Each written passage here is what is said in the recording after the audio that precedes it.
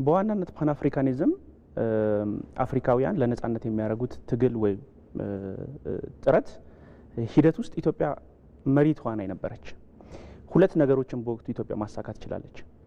አንደኛ በራሷ ነጻነትና ሉዓላዊነት ላይ የተቃጣውን በጣሊያን ፋሽስት ኃይል የተቃጣውን ጥቃት መመከትና ድል ማድረግ፣ በዛ የአድዋ ድልን ማሳካት፣ እሱም በማሳካት ደግሞ የጥቁር ሕዝብ ማሸነፍ አይችልም የሚለውን አስተሳሰብ በመስበር እኛ ኢትዮጵያውያን በጋራ ከቆምን በአንድነት ከቆምን ማሸነፍ እንደምንችል ማሳየት ችለናል ማለት ነው። ሁለተኛው ደግሞ ሌሎች ሀገሮች በነበረባቸው እንዲሁ የነጻነት ትግልና ተግዳሮት ውስጥ ኢትዮጵያ ሊዲንግ ሮል በመጫወት ወይም ቀዳሚ ሚና በመጫወት ሌሎች ሀገሮች ነጻነታቸውን እንዲጎናጸፉ አስተዋጽኦ አበርክታለች። ይህም የአፍሪካ ህብረት ከመመስረቱ ሂደት የቀድሞ ኦርጋናይዜሽን ፎር አፍሪካን ዩኒየን በመመስረት ሂደት ውስጥ የአሁኑ የአፍሪካ ህብረት ወይም ኤዩ እንዲመሰረት በማድረግና የአፍሪካ ህዝብ ነጻነት እንዲያገኝ ኢትዮጵያ ሊዲንግ ሮል ተጫውታለች ማለት ነው። በአሁኑ ዘመን አፍሪካውያን ያለብን ቻሌንጅ የኢኮኖሚ ቻሌንጅ ነው፣ ኋላ ቀርነት ነው፣ ደህንነት ነው። ይሄንን ደግሞ በማሸነፍ ሂደት ውስጥ አሁንም ኢትዮጵያ ሊዲንግ ሮል ወይም ቀዳሚ ሚና በመጫወት ላይ ትገኛለች ማለት ነው። ከዚህ ውስጥ ደግሞ ቁልፍ የሆነው የኢነርጂ ሴኩሪቲን ወይም የኃይል አቅርቦትን የማረጋገጥ ሂደት ነው ማለት ነው።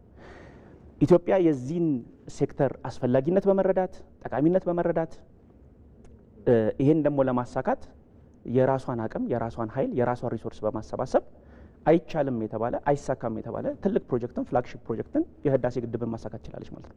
ሶ አፍሪካውያን በጋራ ከቆምን በአንድነት ከቆምን ኮሚትመንታችንን አጠናክረን ለማሳካት ከሰራን ማሳካት እንችላለን የሚለውን ማሳየት ችለናል ማለት ነው። አንዱ ይቻላል የሚለውን ማስረገጥ ነው ማረጋገጥ ነው ማለት ነው።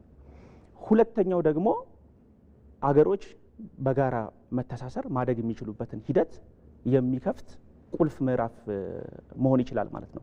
ያ ማለት ኢትዮጵያ የምታመነጨውን የኃይል አቅርቦት ለጎረቤት ሀገሮች ማቅረብ ትችላለች። ለኬንያ፣ ለሱዳን፣ ለጅቡቲ፣ ለሶማሊያ እንዲሁም ለሌሎች ሀገሮች ማቅረብ ትችላለች። ያ ሪጂናል ኢንቴግሬሽንን ያ ኢኮኖሚክ ወይም ኢነርጂ ሲስተማችንን ኢንተግሬት ያደርጋል። ኢነርጂ ሲስተማችንን ኢንተግሬት ሲያደርግ ኢኮኖሚክ ኢንተግሬሽንን ያበረታታል፣ ያግዛል። ሶ በጋራ መስራትን፣ በጋራ ማደግን፣ በጋራ መልማትን ያስችላል ማለት ነው።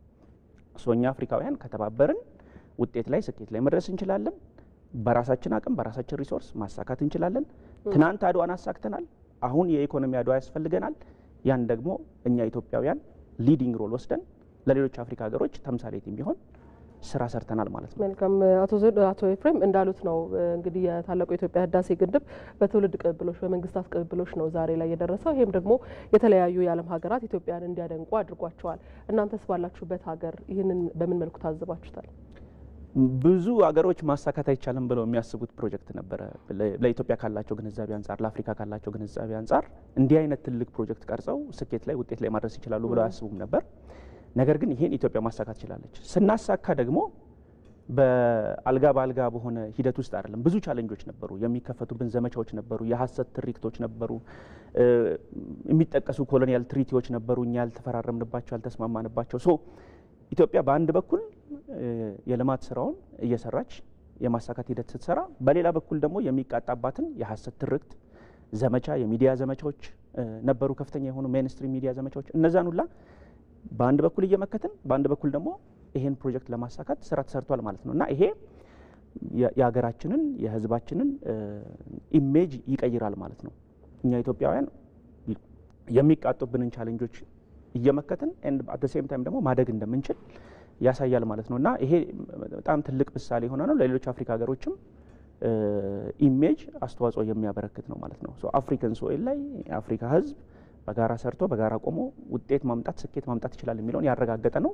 ይሄ የኢትዮጵያንም ኢሜጅ በከፍተኛ ደረጃ ላይ የቀየረው። ምክንያቱም እኛ የምንታወቀው በረሃብ ነው፣ በድርቅ ነው፣ በኋላ ቀርነት ነው፣ በጨለማ ነው። ኢትዮጵያም አፍሪካም የምትታወቀው እና ያ መቀየር ይችላል። ይሄ ትውልድ ያን የመቀየር ኃላፊነት አለበት። ያ ደግሞ መቀየር ይችላል የሚለውን ያሳይ ነው ማለት ነው። መልካም የመጨረሻ ጥያቄ ላርገው። የግድቡ ግንባታ እንግዲህ የኢትዮጵያውያን ጉዳይ ብቻ ተደርጎ ይቆጠር ነበርና አሁን ላይ ምን ያህል ወደ ጋራ ተጠቃሚነት እሳቤ መመለስ ችሏል ማለት እንችላለን?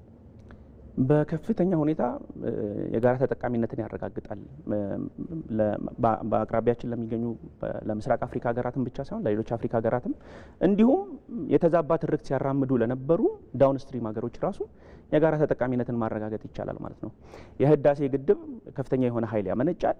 ያ የሚመነጨው ከፍተኛ ኃይል ሌሎች ጎረቤት ሀገሮች መጠቀም እንዲችሉ ከኛ ኃይል በመግዛት መጠቀም እንዲችሉ ይጠቅማል። ያ ደግሞ ኢኮኖሚያቸውን ለማሳደግ የስራ እድል ለመፍጠር ይጠቀሙበታል ማለት ነው። ስለዚህ የጋራ ተጠቃሚነትን ያረጋግጣል ማለት ነው። አንዱ እሱ ነው። የዳውንስትሪም ሀገሮችን ደግሞ ብንመለከት እነ ግብፅን እነ ሱዳንን ወደ እነሱ የሚሄድ የሲልቴሽን ፕሮብለም ነበር። እሱን ከመከላከል አንጻር ወተር ስቶሬጅ ካፓሲቲ ወይም የውሃ የመያዝ አቅምን በአካባቢው ላይ ከመጨመር አንጻር አንድ ግድብ ግብጽ ላይ በሚሰራበት ወቅት ከፍተኛ የሆነ ኢቫፖሬሽን ለከፍተኛ ብክነት ይጋለጣል ማለት ነው። ወይራስ ኢትዮጵያ ውስጥ ግን በሚሰራበት ወቅት ኢቫፖሬሽኑ ሌስ ነው፣ ወተር ስቶሬጅ ካፓሲቲውም ከፍተኛ ነው ማለት ነው። ሶ በናይል ቤዚን ሀገሮች መካከል ትብብርን መፍጠር ብቻ ሳይሆን ከፍተኛ ወተር ስቶሬጅ ካፓሲቲን ፈጥሯል ማለት 74 ቢሊዮን ኪዩቢክ ሜትር ውሃ ሪጅኑ አካባቢው አዲሽናል ወተር ስቶሬጅ ካፓሲቲ ፈጥሯል ማለት ነው። ይሄ እንግዲህ ከሚያመነጨው 5000 ሜጋዋት ወይም 5100 ሜጋዋት ኢነርጂ በተጨማሪ ነው ማለት ነው። ስለዚህ ለሪጂናል ኢንቴግሬሽኑ በኢነርጂም በወተር ስቶሬጅ ካፓሲቲም ጥቅም አለው ማለት ነው። ለአንድ ሀገር ደግሞ ወይም ለአካባቢ እድገት ደግሞ ቁልፍ የሚባሉት ውሃ የመያዝ አቅም ወይም ወተር ስቶሬጅ ካፓሲቲ እና የኃይል አቅርቦት ወይም ኢነርጂ ሴኩሪቲ ናቸው። ከሁለቱም አንጻር ለክልሉም ለአካባቢውም አስተዋጽኦ ያበረክታል።